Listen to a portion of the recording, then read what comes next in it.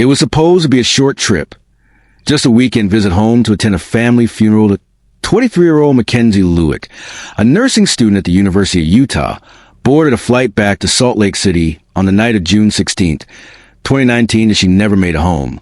What happened next will expose one of the most disturbing dangers of modern dating, and how a single decision led to a brutal crime that shocked investigators and terrified communities across the country.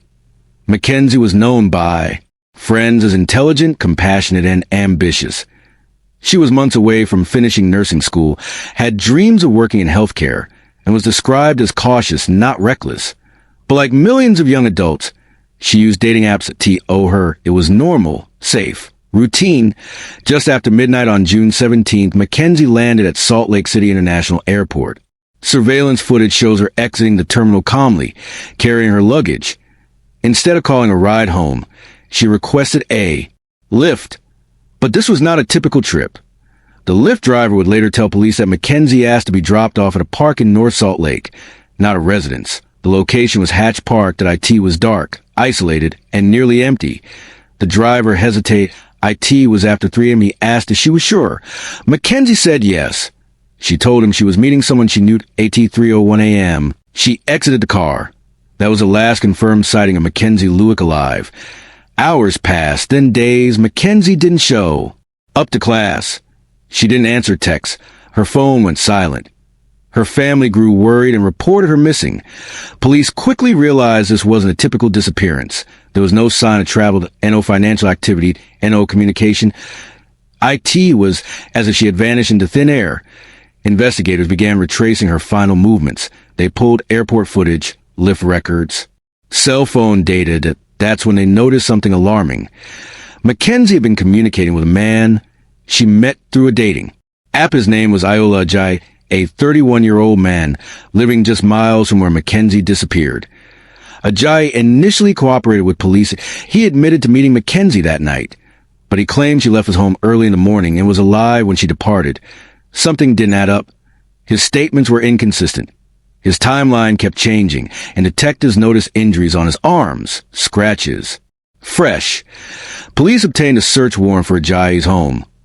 What they found would haunt even seasoned investigators. Inside, they discovered a burned mattress, the smell of gasoline, blood traces, and disturbing digital evidence. Ajayi's internet history revealed violent sexual fantasies, searches involving kidnapping, bondage, and control. Investigators believe Mackenzie had walked directly into a predator's carefully hidden world.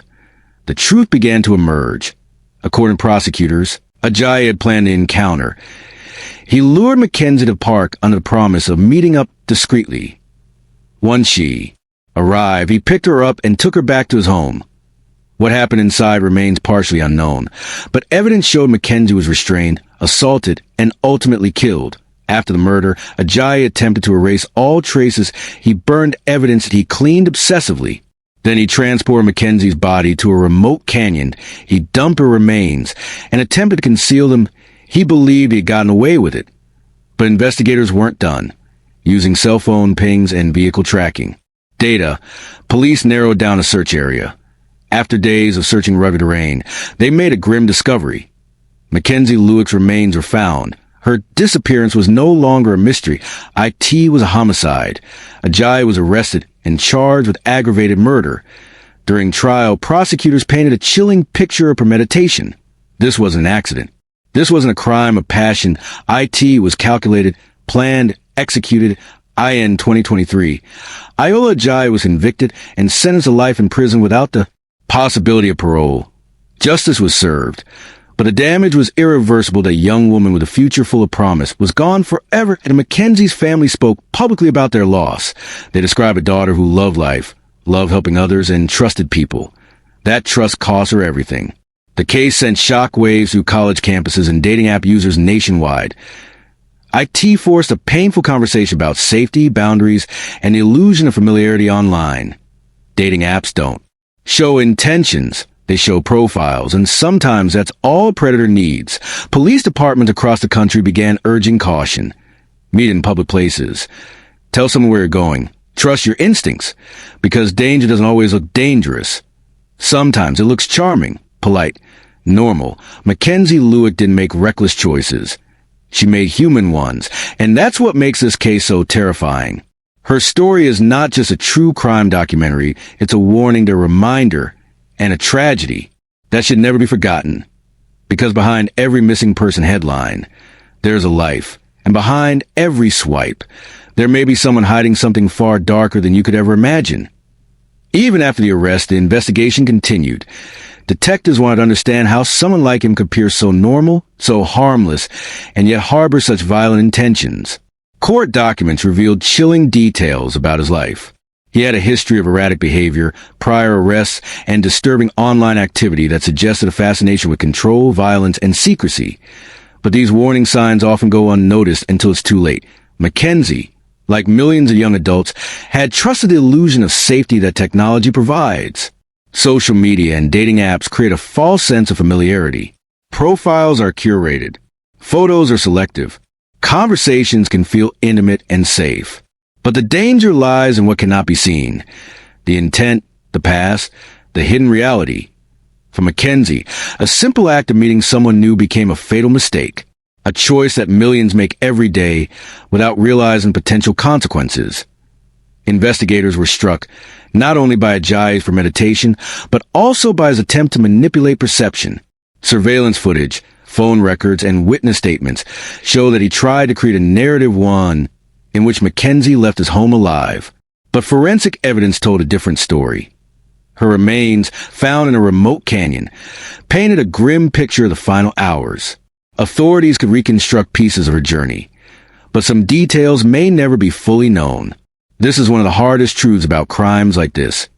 Even with justice, some answers remain elusive. The psychological impact on Mackenzie's family cannot be overstated. In interviews, they described their heartbreak, frustration, and the unimaginable void left in their lives. They also emphasized the importance of raising awareness, sharing her story, and urging others to prioritize safety. That Mackenzie's friends and classmates at the University of Utah also spoke about the void her absence left.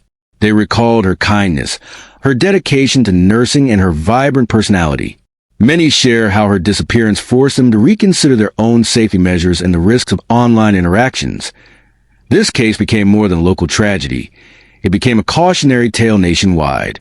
Law enforcement agencies began issuing guidance about safe online dating practices.